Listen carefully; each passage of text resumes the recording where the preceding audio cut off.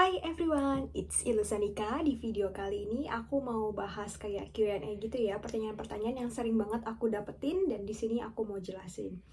Nah, untuk pertanyaan yang pertama itu tentang itinerary atau tentang rencana perjalanan visa turis. Nah, untuk visa turis sendiri, kalau kalian misalnya baru pertama kali kesini gitu ya, itu kalian buat rencana perjalanannya disesuaikan dengan budget. Misalnya kalau kalian submit rekening korannya itu sekitar 50 juta, usahakan rencana perjalanannya jangan sampai lebih dari 2 minggu teman-teman. Karena untuk 2 minggu sendiri itu memakan biaya yang cukup tinggi juga. Jadi usahakan ya sekitar 10 hari, 12 atau 14 hari aku saraninnya. Nah, untuk detailnya bagaimana? Detailnya itu gampang. Kalian perlu tampilkan kalian akan stay di mana. Contoh misalnya di hotel X, di hotel Y gitu.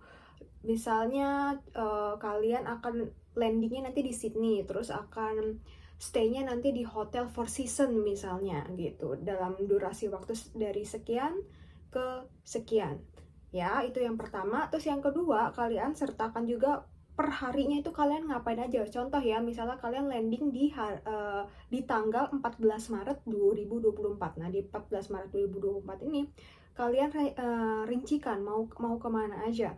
Contoh karena kalian landingnya di Sydney. Nah, Four Seasons itu tuh daerah city, teman-teman. Jadi kalian misalnya mau ke Opera House gitu di hari pertama, ya udah sebutin aja jadi 14 Maret 2024. Misalnya check-in hotel dulu, terus akan jalan-jalan ke Opera House, terus misalnya akan nanti dinner di daerah-daerah The Rocks gitu. Nah, itu kalian bener-bener rincikan gitu kemana-mananya. Nah, jangan tanya aku ya, Kak, tempat tujuannya kemana aja. Kalian bisa Google sendiri, banyak. Oke, jadi formatnya gitu aja.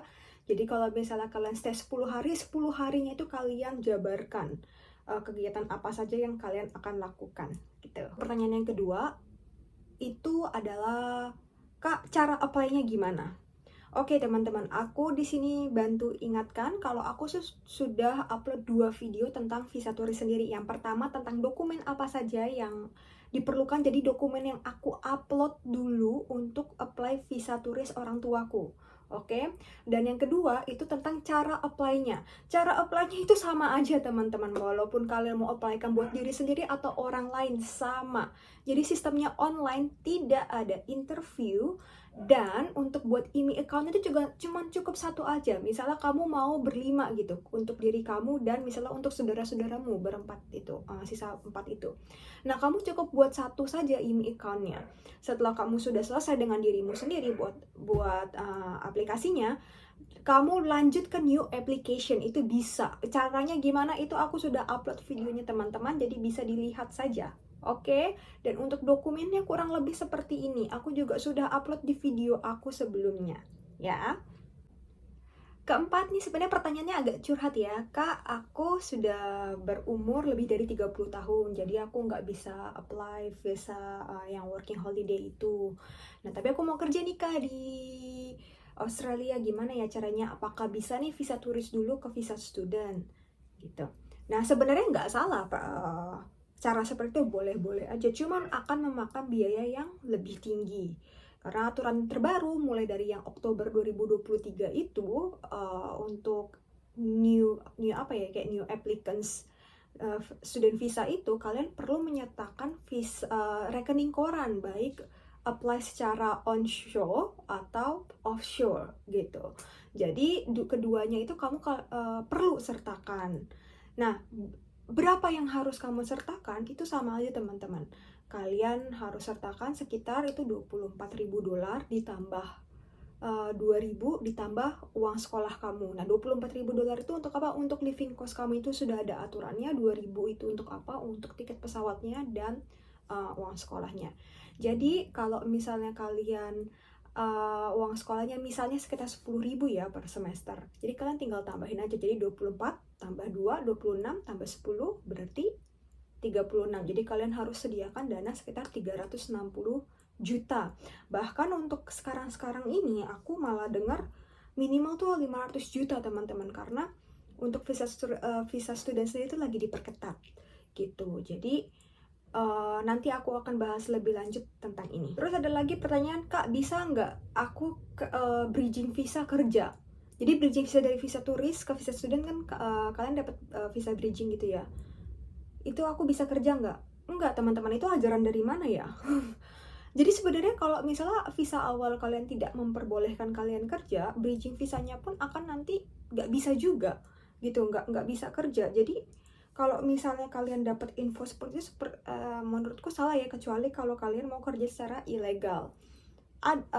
Kerja ilegal ya kalian tahu lah konsekuensinya kalau ketahuan ya. Cuman aku nggak sarankan lah kalau misalnya kayak gitu. Kenapa? Karena impactnya jelek banget. Bukan hanya ke kamu, bukan hanya ke keluargamu, tapi nanti bisa ke seluruh Indonesia. Jadi hati-hati ya teman-teman untuk menggunakan visa turis gitu. Jangan sampai kalian menyalahgunakan. Jadi kasihan gitu nanti yang new applicants jadi susah gara-gara ada track record orang Indonesia kerja ilegal dengan visa turis. Ada lagi nih yang bertanya, Kak, kalau aku kerja nih 24 jam part-timer, bisa nggak aku cover living cost aku dan uang sekolah aku? Aku udah jelasin ya di video-video sebelumnya, itu nggak cukup teman-teman. Kecuali kamu uang sekolahnya itu sekitar 3 ribuan per 6 bulan, itu baru cukup. Nah kalau kayak aku tuh udah scholarship loh. Itu aku masih bayar per 6 bulan itu sekitar $9.000 teman-teman. Ya jelas nggak cukup. Jadi aku udah jelasin ya, sebelum aku tuh datang pas lagi masa-masa lagi pasca COVID lah. Jadi ketika itu student bisa kerja sebanyak-banyaknya. Jadi aku punya tabungan dari situ teman-teman. Kalau misalnya segini, ini cuma cukup untuk cover living cost aku doang.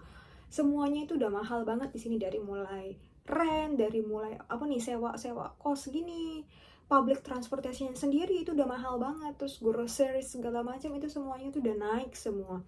Jadi kalau misalnya kalian berharap dari kerja 24 jam itu kayaknya 24 jam. Iya benar, 24 jam per minggu itu sangat berat teman-teman. Kecuali uang sekolah kalian itu murah, di bawah 5.000 per 6 bulan baru mungkin bisa.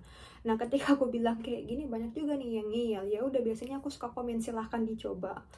Kan bisa cash, Kak, ya silahkan dicoba. Kalau aku sih ambilnya jalur aman aja ya teman-teman ya, karena nggak mau merugikan diriku sendiri, keluargaku, dan negaraku kalau misalnya ketahuan kerja-kerja kayak ilegal gitu. Oke, pertanyaan terakhir itu masih relevan ya dengan visa turis dan visa student. Jadi banyak yang nanya nih, Kak, pakai agen apa untuk apply visa itu? Nah, untuk visa student aku jelasin ya, sebelum aku kasih tahu agennya, nama agennya. Aku mau bilang kalau misalnya agen ini nggak bisa bantu kalian untuk apply tanpa rekening koran lagi, karena sudah ada aturan baru, jadi kalian tetap harus lampirkan rekening koran. Ya, nama agennya itu adalah iCan Education, jadi kalian bisa kontak sendiri.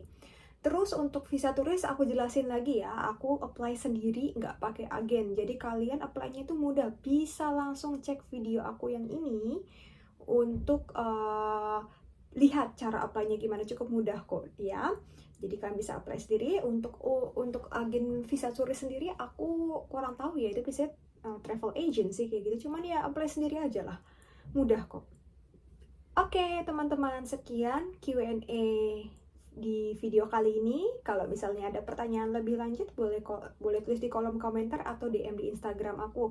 Cuman mohon maaf ya kalau misalnya aku agak slow respon. Kenapa? Karena aku sibuk teman-teman. Aku sibuk bekerja, terus aku juga walaupun lagi uni break ya teman, aku lagi banyak persiapan macam-macam untuk misalnya kayak tes driving, untuk misalnya tes bahasa Inggris ke depannya. Jadi aku kurang lah untuk sosial medianya sekarang. Jadi mohon bersabar kalau misalnya kalian mau menunggu balasan aku. Oke teman-teman, sekian dan sampai jumpa di video selanjutnya.